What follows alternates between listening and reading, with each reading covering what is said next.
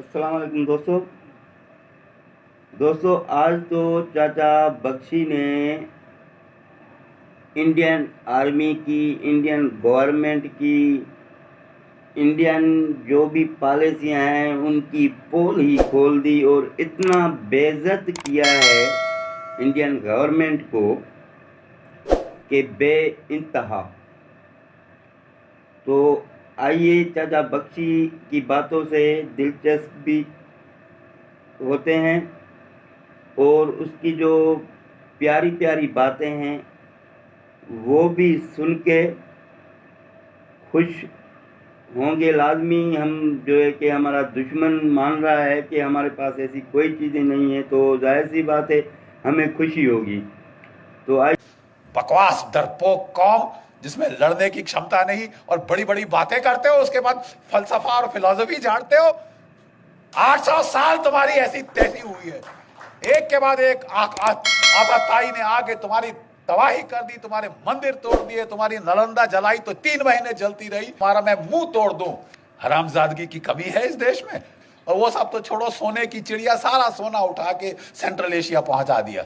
ये हथियार चाहिए। 30 साल से बोफर गन के बाद कोई तोप नहीं आई। मिग 21 जहाज 1960 की दशक के हैं, आसमान से टपक रहे हैं। रफाल नहीं आया, एलसीए नहीं आया। सही बोल रहे हो आप, बिल्कुल। पत्थर मार के लड़ेंगे हम।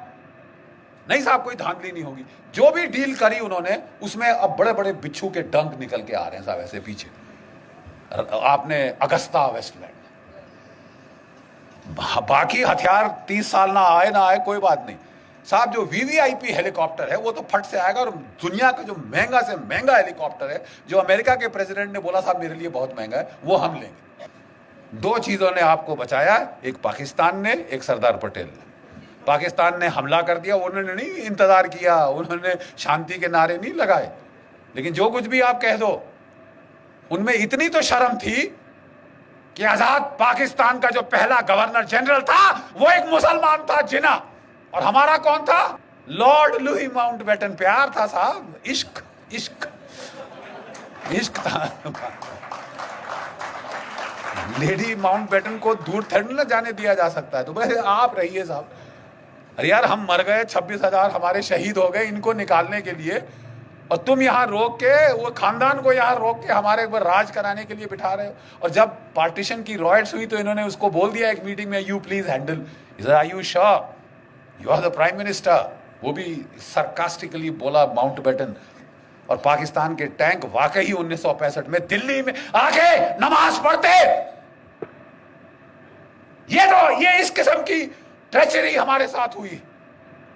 और एक भगवान का लाख शुक्र है पाकिस्तान का, जिसने हमको लड़ना सिखाया। मार लगाता रहा जब तक कि लड़ने को राजी नहीं हुए, अपनी जान बचाने के लिए ही। और दूसरा, एक चीन की पीपल्स लिबरेशन आर्मी।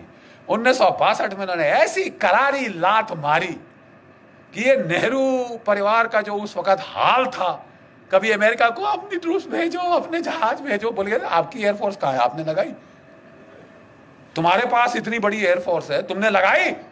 1962 में नहीं लगाई साहब, बिठा के रखा।